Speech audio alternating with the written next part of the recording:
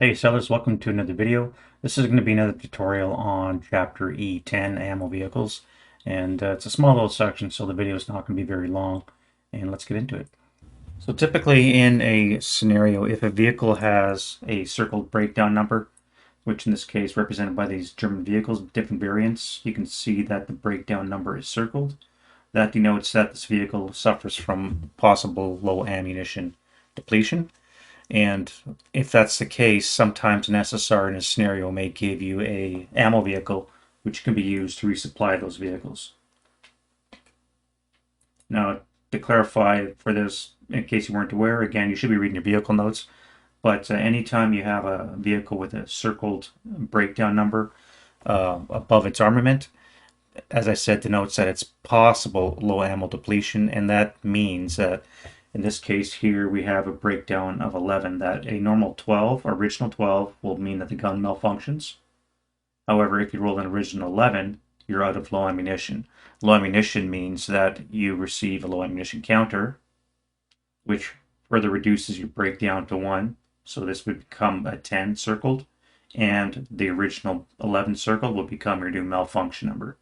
So if you rolled an 11 or 12, then the gun itself would malfunction. If you rolled a 10, you would then be out of ammunition again. So regarding the actual ammo vehicle itself, certain conditions must be in place. First of all, you look at the portage points.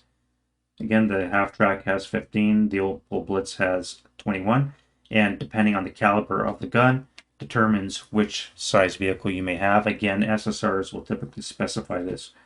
So this Opel Blitz with 21 portage points can provide ammunition for any vehicle. And this half track would only be able to apply ammunition to sub 100 millimeter guns, like the Marder, for example.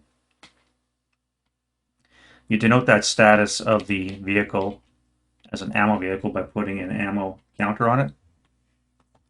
And once this counter is on it, it basically reduces the portage points to 0, which means you cannot carry anything else. And that makes perfect sense because nobody wants to ride passenger with a bunch of high explosive rounds in the back of a truck. The driver's crazy enough to want to do it anyways, and you definitely don't want to be a passenger in that vehicle. So again, the ammo supply counter will reduce the portage points to 0. So the way ammo vehicles work is that the ammo vehicle must be in such a position to be either accessible or in the same hex as the vehicle that it's resupplying. Now, accessible according to the index is defined as basically a hypothetical infantry unit can advance from one hex to another. So, for example, these two building locations would be adjacent and they would be accessible to an infantry unit moving back and forth. However, if this one building here was a 1.5-story building, for example, its first level would not be accessible to the ground level of this unit. And this, again, the same applies for the vehicle itself. If your vehicle is in accessible location and or inside the hex of the vehicle, it can provide ammunition for any one or two vehicles. And if it does so, then this breakdown number of 11 in this particular model would then change to a normal breakdown of 12. So it would not suffer from ammunition depletion if it rolled an 11. However, a 12 would still malfunction the gun. A truck can also only supply ammunition to guns of the same caliber and barrel length. So, for example, here we have the 150 and we have the 105. The truck will only be able to supply ammunition to one or the other. Again, which logistically makes sense. You'd only carry one type of ammunition to avoid confusion. So once a vehicle fires using the benefit of the ammunition truck, then you would mark it with a prep fire. And again, you'd also mark the truck with a prep fire because obviously in this next subsequent movement phase, the truck itself will not be able to move anywhere else, maybe to resupply another tank. It must stay in the same location that it is in order to continue supplying for that turn. It should go saying that if tank starts to do bounding fire, it's in motion, that a resupply cannot occur. You must be stationary to receive ammunition, and you must also be crew exposed. So these vehicles here, again, you can tell by the white silhouette, means that they're open topped. You must still put a crew exposed counter on to denote that status, because typically they're hunkered down beneath the armor. They must be crew exposed in order to receive the benefit of any kind of resupply. And lastly, an ammo vehicle can also be represented by an ammunition dump, which is just a stationary form of the vehicle. However, it follows the same rules. It must be either in the hex with the vehicle, it can only provide ammunition to the same caliber and barrel length, and or must be accessible in an accessible location. So again, in the German turn, we have a armored vehicle which has depleted its ammunition, and we want to resupply it. So the German player brings in a truck with resupply with ammunition, and in order to actually conduct the resupply again, the vehicle must be crew exposed. They are both marked with TI counters. In this case, they have not fired because he's low ammunition again. So both vehicles are marked with the TI counter to note that they're basically transferring ammo back and forth.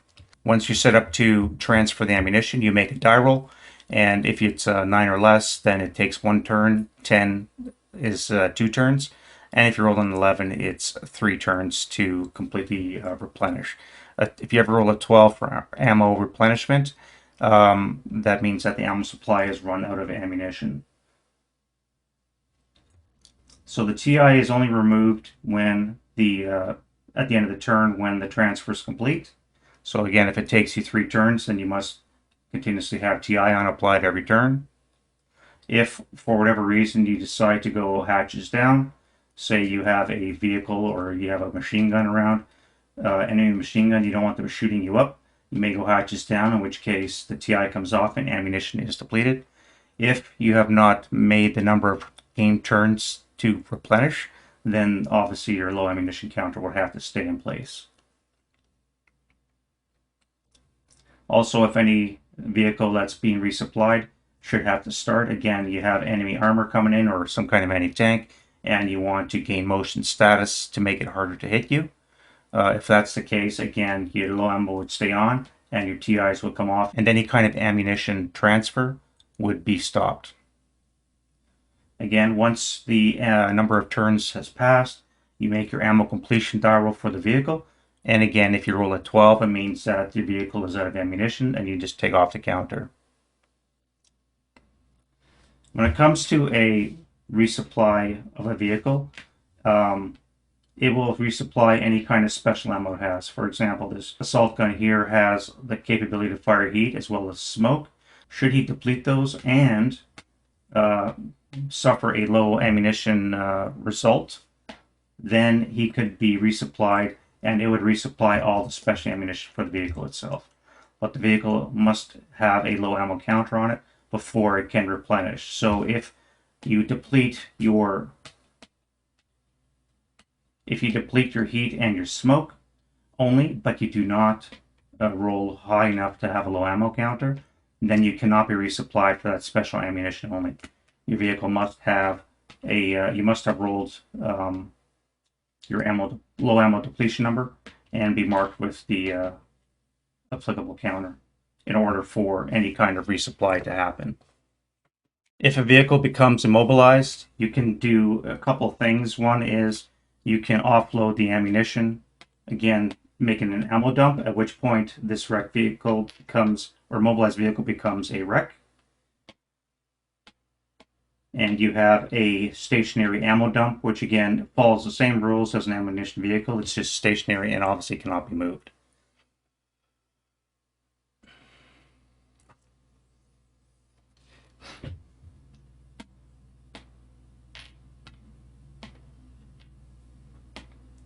You could also, if you have a second applicable vehicle, you could move a second vehicle into location, again, accessible or inside the same location, and you could then transfer all your ammunition to the new truck. Again, they would be TI for the turn. As they're transferring all that ammunition back and forth. Once this transfer has been completed, then again, your immobilized truck would be flipped over to its wreck side. Should the unfortunate happen that a truck turns into a burning wreck, then what happens is this ammunition that it's carrying explodes exactly as if it was a Goliath. And again, I refer you to the Chapter H German notes to see exactly how that works. But basically, it works like an OBA FFE, just blows everything up within 1 hex of it. And there we have the ammo vehicle. Again, just a short little video to show you how it's used. When I looked on Scenario Archive for a number of scenarios, there's only, I want to say, 5 to 7. Most of them are third-party products, and there's only the one that was actually a MMP scenario, and that is from the French Croix de Guerre box set. You have scenario number 78, and here you have that SSR that denotes that the French truck acts as an ammo supply vehicle for the French AFE.